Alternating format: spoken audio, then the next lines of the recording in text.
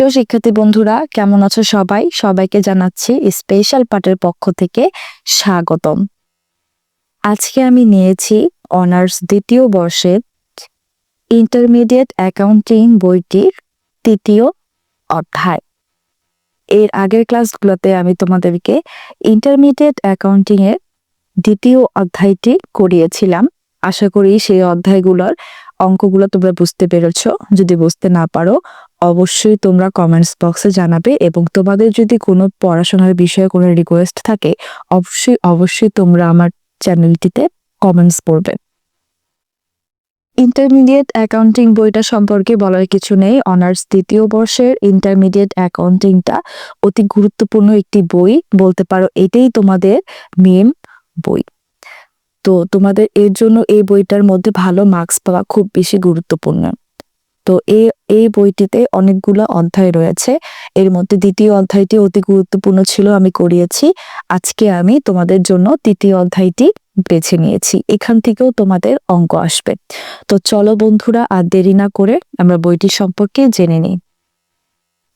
তৃতীয় যে অধ্যায়টি রয়েছে ইন্টারমিডিয়েট অ্যাকাউন্টিং বইটি, অধ্যায়টির নাম হচ্ছে বিনিয়োগ হিসাব। অধ্যায়টির নাম হচ্ছে বিনিয়োগ হিসাব, অ্যাকাউন্টিং ফর ইনভেস্টমেন্ট।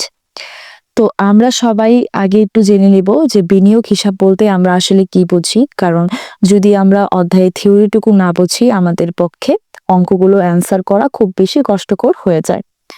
আর তোমাদের আরো একটা কথা বলে রাখি, সেটা হচ্ছে যে কোনো চ্যাপ্টারই একটা ক্লাসে শেষ করা সম্ভব হয় না, তাই প্রতিটা চ্যাপ্টারেরই অঙ্ক তোমরা পার্ট বাই পার্ট পাবে। কেউ পার্ট 1 দেখবে, কেউ পার্ট 2 দেখবে। তো অবশ্যই তোমরা সেই চ্যাপ্টারে কয়টি পার্ট দিয়েছি আমি যদি তোমরা দেখো, তাহলে একটা চ্যাপ্টারে যে কয়টা ধরনের অঙ্ক রয়েছে তোমরা অবশ্যই বুঝতে পারবে।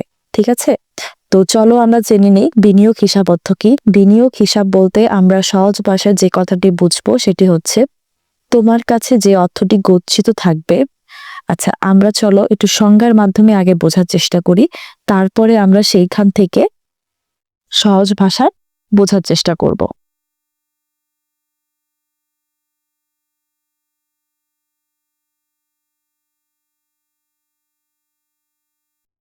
দেখো বন্ধুরা, আমরা যদি সংজ্ঞার মধ্যে আসি তাহলে দেখো কি আছে। বিনিয়োগ কি?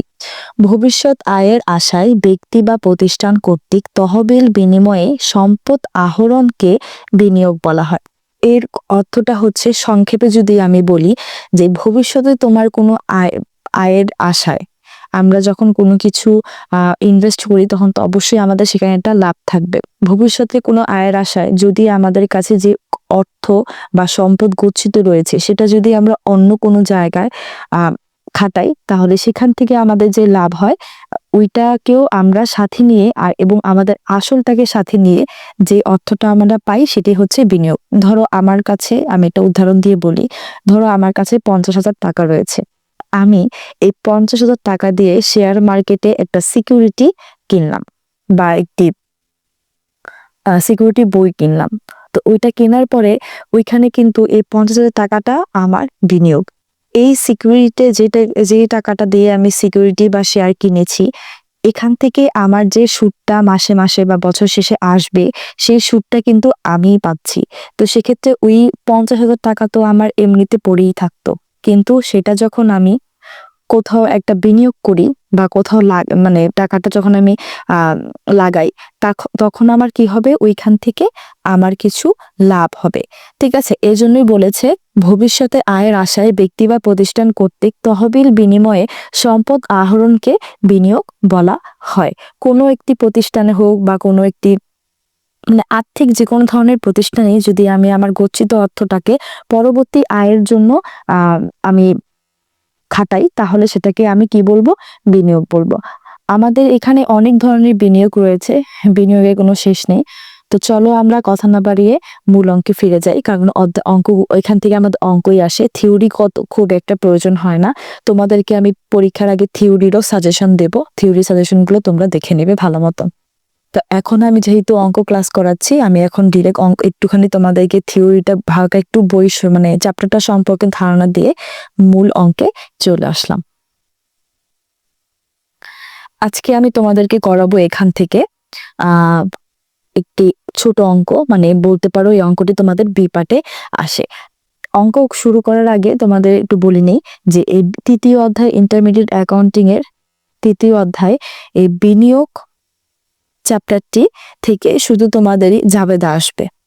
এখান থেকে তোমাদের সাধারণত পরীক্ষার মধ্যে জাবেদা আসে। এখান থেকে জাবেদা ছাড়া তোমরা অন্য কিছু পাবে, হয়তো বা আরেক আইটেমে পেতে পারো, তবে এখান থেকে তোমাদের মেনলি জাবেদাই আসবে। তোমরা বিনিয়োগ চ্যাপ্টারটি থেকে শুধুমাত্র জাবেদাই পাবে। তো সেই ক্ষেত্রে তোমাদের অঙ্ক চেনার যে বিষয়টা, সেটা আমি অঙ্ক পড়ার শুরুতেই তোমাদেরকে বলে দেব যে কিভাবে বুঝবে যে এটা বিনিয়োগ অধ্যায় থেকে এসেছে।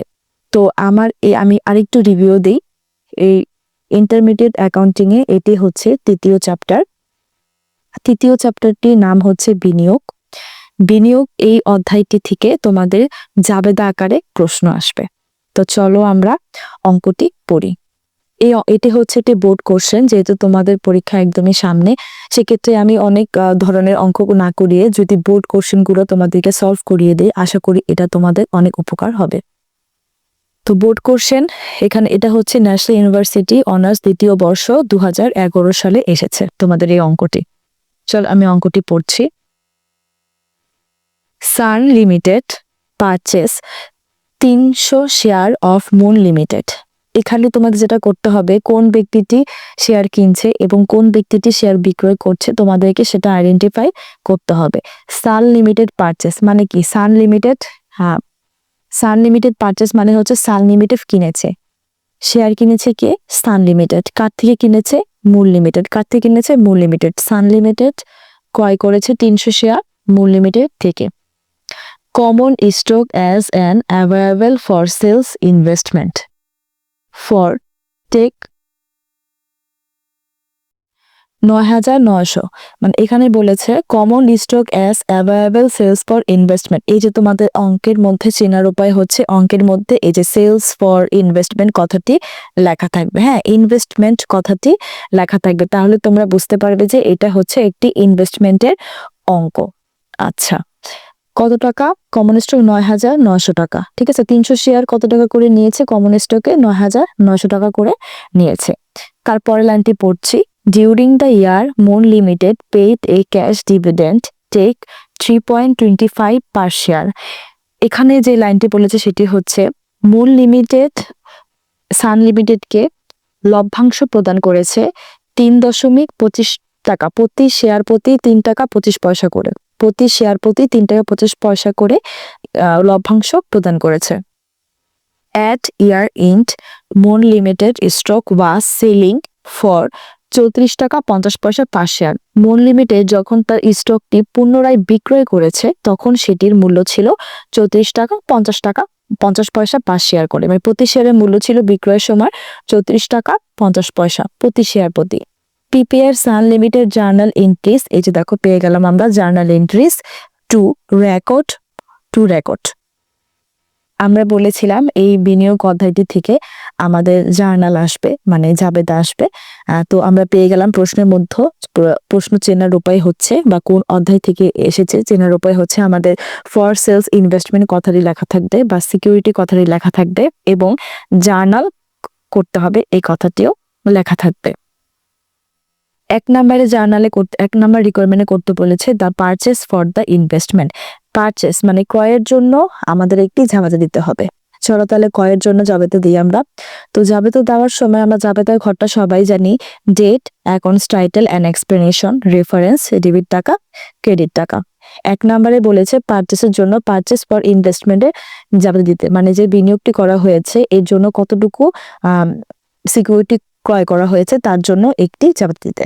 তো এটার জন্য জাবেদা হবে available for sale security debit, cash হচ্ছে ক্রেডিট, যেহেতু টাকা চলে গেছে ইনভেস্টমেন্ট করার ফলে আমাদের কাছ থেকে টাকাটা চলে যায়, এই কারণে ক্যাশ ক্রেডিট হবে। তো এখানে টাকাটা কি হবে? এই দেখুন এখানে লেখা আছে সেলস, এই টাকাটার জন্য জাবেদা হবে available for sales investment for 9,900 টাকা। এটার জন্য আমাদের জাবেদা হয়েছে 1 নম্বরে। 2 নম্বরে হচ্ছে দ্য ডিভিডেন্ড রিসিপ্ট।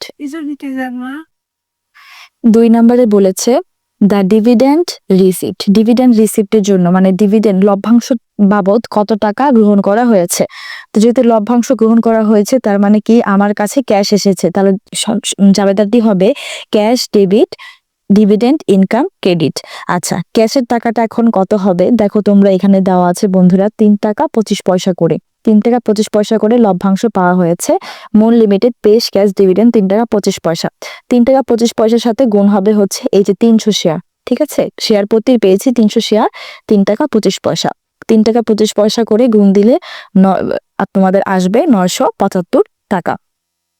আচ্ছা, 3 নম্বরে যে জাবেদাটা রয়েছে the fair value of adjustment. ঠিক আছে, ফেয়ার ভ্যালু অফ অ্যাডজাস্টমেন্ট এটা বলতে আমরা যেটা বোঝাই সেটা হচ্ছে যে কোনো মানে সিকিউরিটির একদম সর্বশেষ মানে ইঞ্চ মূল্য কত, মানে সর্বশেষ মূল্য কত গিয়ে দাঁড়ায়। ঠিক আছে, বা সর্বশেষ মূল্য কত গিয়ে দাঁড়ায় বা এখানে লাভ বা লোকসান কত হবে এটা এখানে দিতে হবে, এর জন্য জাবেদা দিতে হবে। তো এখানে চলো আমরা জাবেদাটা দিব security fair value adjustment debit unrealized holding gain or loss credit. আমাদের এখানে লাভ হয়েছে এই কারণে এখানে unrealise holding gain or loss আমরা ক্রেডিট দিয়েছি, আর যদি লাভ হতো তাহলে আমরা এটাকে ডেবিটে ট্রান্সফার করতাম। আচ্ছা ঠিক আছে, এখন টাকাটা কি হবে, তোমরা এই 450 টাকা বুঝতে তোমাদের অনেক মানে একটু কঠিন হবে, এর জন্য আমি দেখো তোমাদের জন্য এখানে রিকোয়ারমেন্টটা লিখে রেখেছি। এখানে তোমরা 450 টাকা বের করবে হচ্ছে এই যে দেখো এখানে বিক্রয়ের সময় সেই সিকিউরিটিটার মূল্য ছিল মানে প্রতি শেয়ার প্রতি মূল্য ছিল 34 টাকা 50 পয়সা করে। এই 34 টাকা 50 পয়সা করে গুণ দিবা হচ্ছে 300-র সাথে। 34 টাকা 50 পয়সা করে গুণ দিবা হচ্ছে 300-র সাথে। গুণ দেওয়ার পরে বের হবে তোমাদের 10,350 টাকা। 10,350 টাকা এই মূল্যটা তোমাদের কিন্তু বর্তমান মূল্য। 10,350 টাকা এই মূল্যটা তোমাদের বর্তমান মূল্য। তোমাদের আগের মূল্য কত ছিল, মানে ক্রয় মূল্যটা কত ছিল? ক্রয় মূল্য ছিল এই যে 9,900 টাকা। তোমাদের ক্রয় মূল্য ছিল 9,900 টাকা, আর বর্তমান মূল্য হচ্ছে 10,350 টাকা। তার মানে কি বর্তমান মূল্য বেশি, আর ক্রয় মূল্যের থেকে বর্তমান মূল্যটা বেশি। তার মানে বিয়োগ করে দিলে তোমরা 450 টাকা পেয়ে যাবে। এই যে 450 টাকা 450 টাকা, এই জায়গাটা তোমাদের একটু ভেজাল লাগতো, এই কারণে আমি হাতে কলমে করে দিয়েছি, তোমরা এখান থেকে করে নেবে। আমাদের এই 9,900 টাকা হচ্ছে ক্রয় মূল্য, এবং বিক্রয় মূল্য যদি রেট দেওয়া আছে তাই এটার সাথে 300 গুণ করে আমরা যে রেটটা পেয়েছি কমে বেশিতে নামিয়ে দিয়েছি। এখানে যদি আমাদের এই তোমরা একটু জিনিস খেয়াল রাখো, এখানে unrealise holding gain or loss আমরা কিন্তু ক্রেডিট দিয়েছি, কারণ কি আমাদের লাভ হয়েছে, কারণ বর্তমান মূল্য বেশি। আমাদের যদি বর্তমান মূল্য কম থাকতো আর ক্রয় মূল্য যদি বেশি থাকতো তাহলে কিন্তু আমাদের লোকসান হতো, তখনই কিন্তু আমরা এখানে unrealise holding gain or loss debit দিতে পারতাম না, তখন এটা আমাদের ডেবিট হয়ে যেত আর security fair value adjustment credit হয়ে যেত। প্রিয় শিক্ষার্থী বন্ধুরা, এই হচ্ছে আমাদের অনার্স দ্বিতীয় বর্ষের ইন্টারমিডিয়েট অ্যাকাউন্টিং বিনিয়োগ হিসাবে প্রথম অঙ্কটি। এটা একটা জাবেদা তোমাদের সুন্দরভাবে বুঝিয়ে দিয়েছি। তোমাদের যদি আমার অঙ্কটি ভালো লেগে থাকে অবশ্যই আমার চ্যানেলটিকে সাবস্ক্রাইব করে দেবে এবং ভিডিওগুলোতে লাইক এবং শেয়ার করে দেবে। পরবর্তী ভিডিও পাওয়ার জন্য অবশ্যই ফলো করবে। আর যেহেতু এটা একটি অঙ্ক বুঝিয়েছি, নেক্সট ভিডিওতে তোমরা এই অধ্যায়ের একটি সি পার্টের অঙ্ক পাবে। ধন্যবাদ সবাইকে।